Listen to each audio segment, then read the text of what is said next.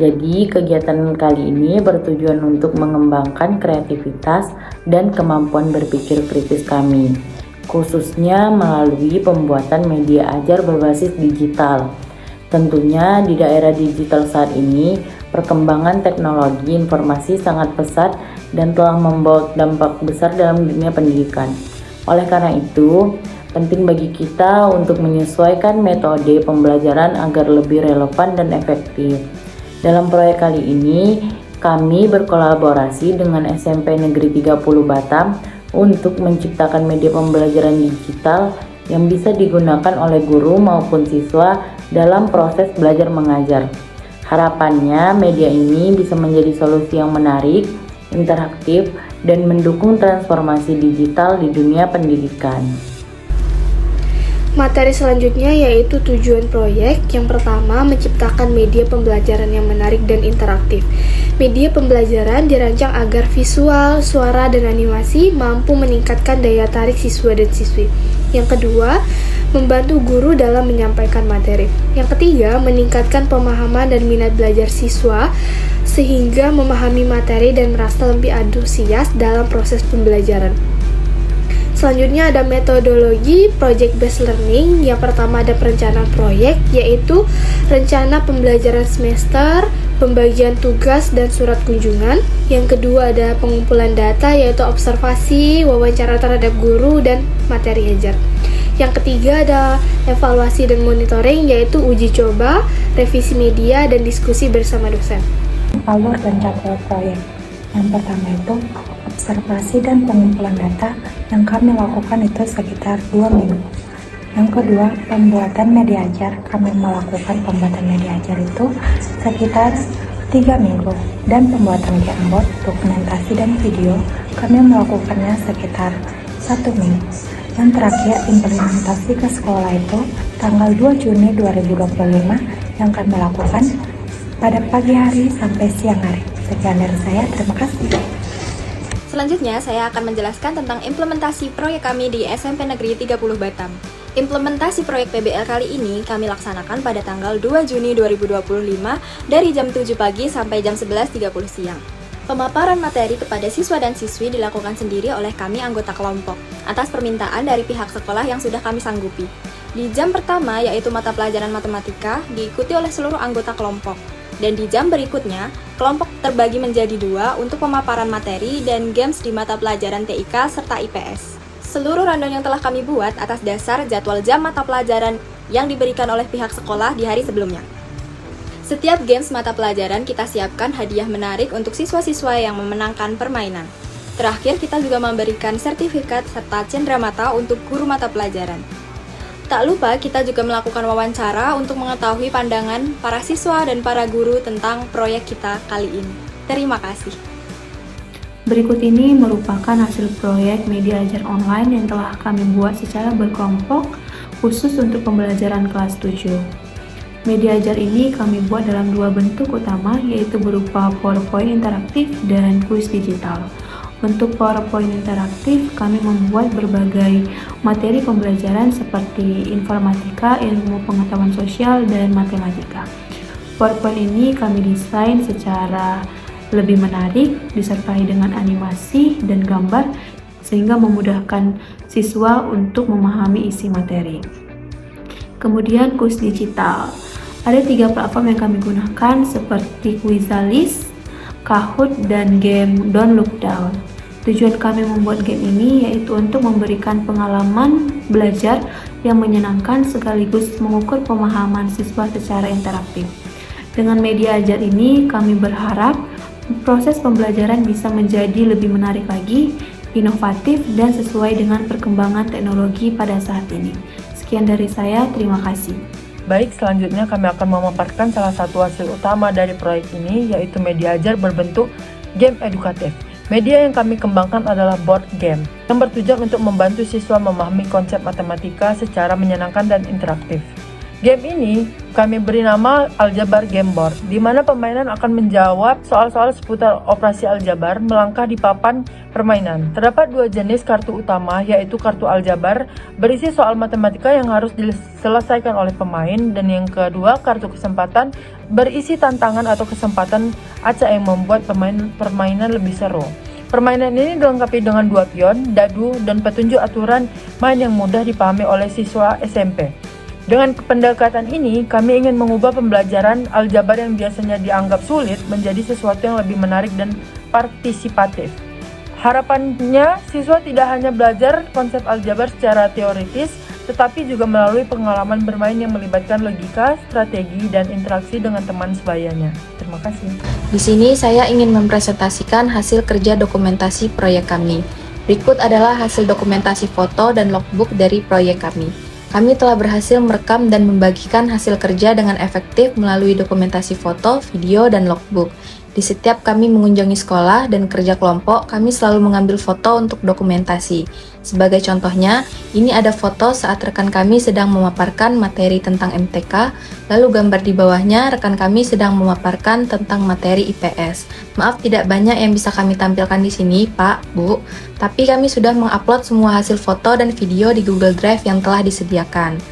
Terima kasih atas perhatiannya. Semoga presentasi ini dapat memberikan gambaran yang jelas tentang hasil kerja kami. Saya berharap presentasi ini dapat membantu Ibu dan Bapak dosen memahami hasil kerja kami dengan lebih baik. Terima kasih. Selamat malam. Selanjutnya ada hasil proyek tambahan kami, yaitu animasi dan juga e-modul. Animasi pertama membahas keberagaman kondisi geografis Indonesia untuk mata pelajaran IPS kelas 7. Animasi kedua dibuat dalam bentuk storytelling digital untuk memperkuat pemahaman dan visualisasi siswa melalui video visual yang menarik. Selanjutnya ada modul yang berupa e-modul dari mata pelajaran IPS, TIK, dan matematika. Jadi, ada pun beberapa tantangan yang kami hadapi dan solusi yang kami lakukan. Yang pertama tantangannya yaitu koordinasi dengan pihak sekolah yang tidak selalu sesuai. Solusi yang kami lakukan yaitu dengan melakukan koordinasi dari jauh-jauh hari dengan pihak sekolah, serta menawarkan beberapa opsi pilihan jadwal waktu kunjungan yang fleksibel.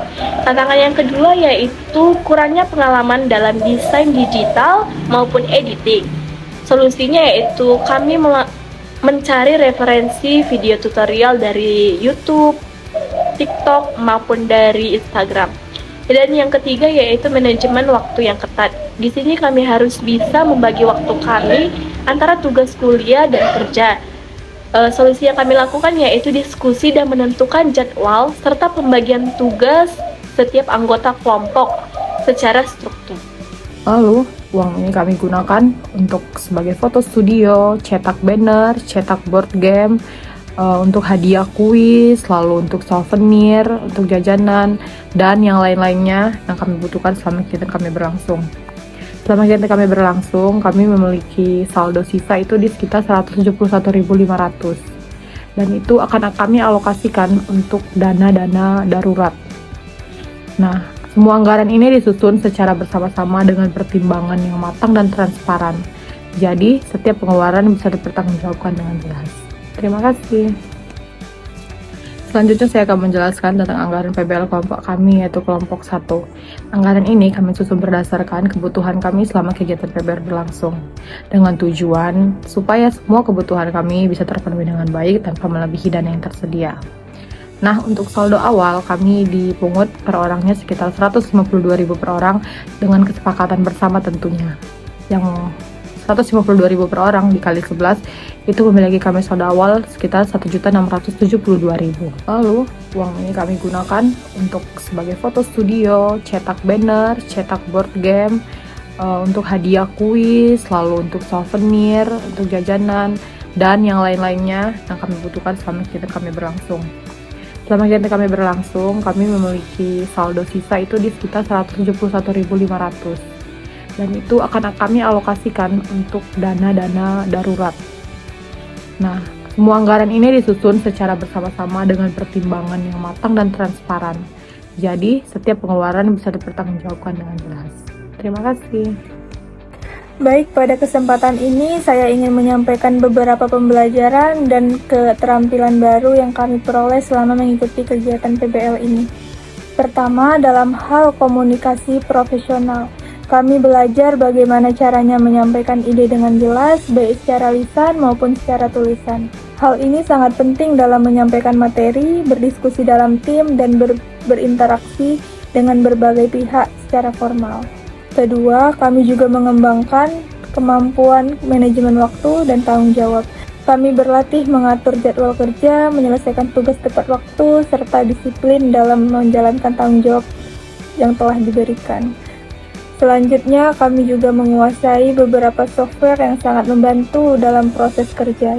Yang pertama yaitu PowerPoint untuk membuat presentasi menjadi lebih menarik dan terstruktur. Yang kedua ada Canva yaitu untuk membuat desain materi visual yang lebih menarik dan informatif.